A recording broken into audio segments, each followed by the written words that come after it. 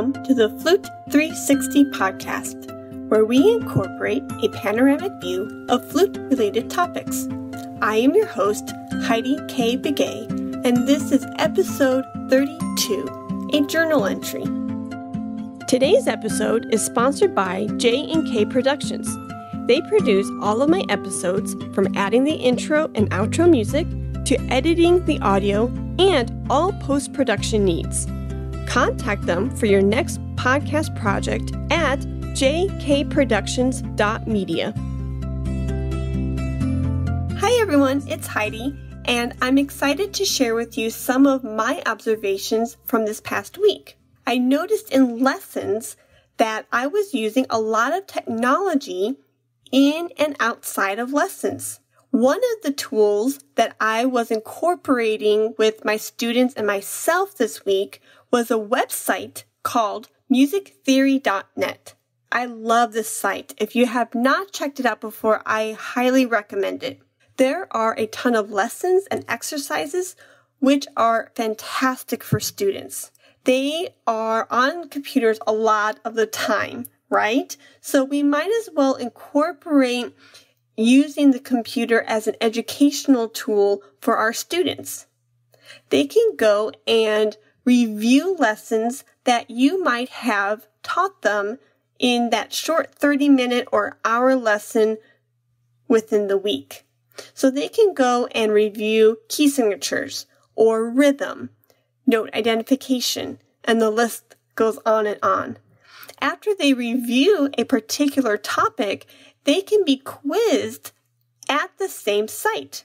So musictheory.net also offers some exercises. What I love about this is you can assign them, for example, a beginner. You can tell your beginner, hey, I want you to do some note identification quizzes this week, and you are to complete 20 note identification questions and send me your test results after you've completed test 1. Well, they get super excited to take a screenshot or whatever the case may be and email it to you. And you can reply back with a quick, great job, something encouraging to let them know that they are on the right track. Another use of technology that I was incorporating in lessons this week was having a recorder on. So our smartphones, which most of us have, are a great tool. So we might as well use them in our music lessons. So for voice record, why not have the recorder running in the background during your 30-minute, 45-minute, or hour lesson? Of course, get their permission and let them know that the lesson is being recorded. So once the lesson is recorded, you can text it to them or email it to them instantly. It would only take about 2-3 seconds. This way, they can hear your comments throughout the lesson, they can hear themselves play, and they can hear that improvement from the feedback that you were giving them throughout that time. And they have documentation, so that way if they have any questions or concerns about, what did she say? I don't remember what my teacher said. They can rewind and go back and listen, and they can hear your voice throughout the week. Our time with our students is so precious and limited that the more friendly reminders that they have of our encouraging voice throughout the week and the critiques that we can give them to help them nurture their flute sound, and they are reminded of those comments throughout the week, the better off they will be in the long run. Another way you can incorporate technology within their week is to have them record their practice sessions. Tell them that it's like receiving 10 free lessons. I know as a performer, if I record my practicing, record a specific section of a sonata, a concerto, whatever the case may be, and I play it back, I feel like I just received 10 free lessons because I am getting to hear the things that I'm doing well and the things that I'm not doing so well. And I get to take pen and paper and write down the things that I hear, elements of my tone or intonation or rhythm. Again, whatever the case may be, have them learn the craft of objectively critiquing themselves. You know the old saying, you are your best teacher. So at a young age, get them in the mindset of teaching themselves. We, of course, as educators, need to give them the right tools so that way they can train their ear and objectively hear how to improve their flute sound.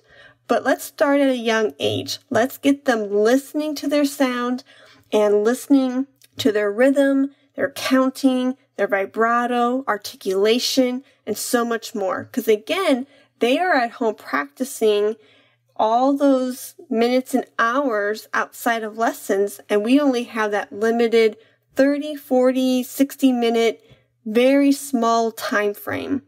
So recording and encouraging your students to record at home is a great asset. On a personal update, I finished Hans Brinker. So speaking of books, if you are looking for a few suggestions, I would recommend these two books this week. The Zanders wrote the book, The Art of Possibilities. I read that for my DMA with William Ballinger, and I cannot give this book enough praise. It is very well written. It gave me great new insights, and I highly recommend it. Second book that I recommend today is Elizabeth Gilbert's Big Magic. Again, you can get this on Audible and listen to it on your commute to and from work. And again, I could not give this book enough praise. It really spoke to me. It gave me new insights. And if you would like to ask me any questions about these two books, shoot me an email. If you've read these books, I would love to hear your critiques and observations and what you took from these books. And after you read these books by chance, shoot me an email and I would love to have a little book club with you. Finally, there is some more exciting news. I've been asked to go back home to Downers Grove, my hometown, and talk to a couple high schools in the area the last week of February of 2019. I will be giving a few talks and possibly talking about podcasting, maybe some flute master classes and flute lessons. So it's in the very, very early stages of scheduling, but I announced this because if you are in the Chicagoland area and you would like for me to give a professional talk, a masterclass, or lessons to your flute studio, shoot me an email at heidikbigay@gmail.com, and I would love to be in talks about scheduling a possible event with you and your students. Have a wonderful week, and until next time. Today's episode is sponsored by J&K Productions.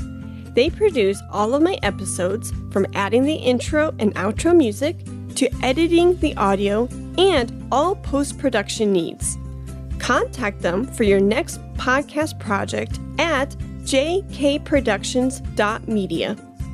Thank you for listening to the Flute 360 podcast. For more information, please visit heidikbigay.com. And if you enjoyed today's episode, please rate and review in the iTunes store. Let's talk about flute.